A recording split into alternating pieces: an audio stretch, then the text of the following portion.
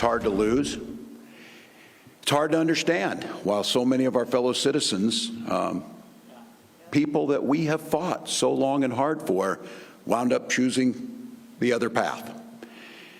It's hard to reckon with what that path looks like over the next 4 years. Even in the face of defeat and deep disappointment, I've never felt more inspired. I've never felt more motivated. I've never felt more fired up of what's possible in this country. But it didn't work for Tim Wilz, did it? And Kamala Harris, Tim Wilz addressing a crowd in Minnesota today to say the fight goes on, but the fight with spending will go on too. And for Republicans taking charge on Capitol Hill, this horrific reality, if you look at it, $250 billion deficit for the first month of the fiscal year. That's not for the year, for the first month, October, $250 billion. Enter Kristi Noem, the South Dakota Republican governor, who made Cato's top 5 list of governors watching out for the taxpayer in one of the most efficiently run states in the entire country. Governor, very good to have you.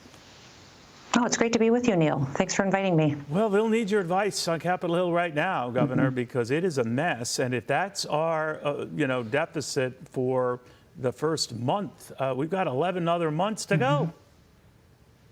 We do, Neil, and this is something President Trump is ready to tackle. If you remember, I served in Congress when he did tax reform the last time. It was one of the issues I was extremely passionate about. I just believe that the American people expect us to be responsible with the dollars that they pay in taxes, but they also make very good decisions for themselves. We should let them keep as much money as possible and do our duties as a government and what the Constitution tells us to do with their dollars. So President Trump wants to right the ship. I was listening to Governor Walz talk about how hard it is for him to understand why people didn't choose him and Vice President Harris, and it's because their policies bankrupt people. Their policies cripple families and our economy, and what he's done in Minnesota has been absolutely devastating to his economy, and South Dakota's right next door. We're thriving. We're doing well, and it's because we've embraced the same policies that President Trump wants to put in place. What I was impressed with what you did in South Dakota and continue to do, Governor, is that you and your people looked at every line in the budget, every line, no matter how statistically insignificant, and to look where there could be savings. Now, we're told Elon Musk might be playing that kind of a role for Donald Trump and sort of seeking out, waste and abuse and all that. We overhear that phrase, but in other words, where you could generate growth versus spending that is just digging a hole. How do you balance that?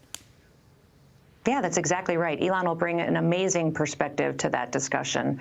My background was I was a farmer, rancher, business owner, had several different businesses too, and I brought that perspective to the governor's office, and it made me a better leader.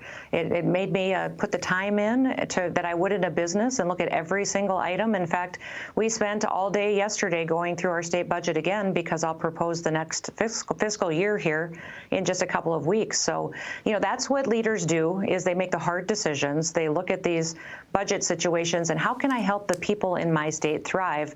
Many times it's not through more government spending. It's through giving them incentives and opportunities to invest in themselves so that they can provide for their families. Still, Donald Trump has some big goals, big tax cut goals, goals that some have priced at, adding another $5 to $6 trillion to our debt in the next 10 years. I often find, Governor, with these predictions, they're not worth the paper they're written on because the very next week the figures have changed. But having said that, do you think the aggressive tax plan he's looking at should be paid for? That tax plan is designed to help our economy grow and to bring manufacturing back home, research back home, and to help our businesses and families here do better. It will absolutely bring more dollars into the United States of America and help address our debt. But the president's not just focused on tax cuts. He's got plans for how he's going to eliminate our debt, what he's going to do to pay it off, strengthen our military. He has told me several times now, a couple of times just since Election Day, about how focused he is on doing big things. He knows he only has 4 years, and he wants to hit the ground running, and he said anybody that I want around me needs to be thinking big too. All right, so big things can cost big bucks, but you think that he will have ways to pay for all of this? He will have a plan to do the right thing for the American taxpayer and the citizens that live here.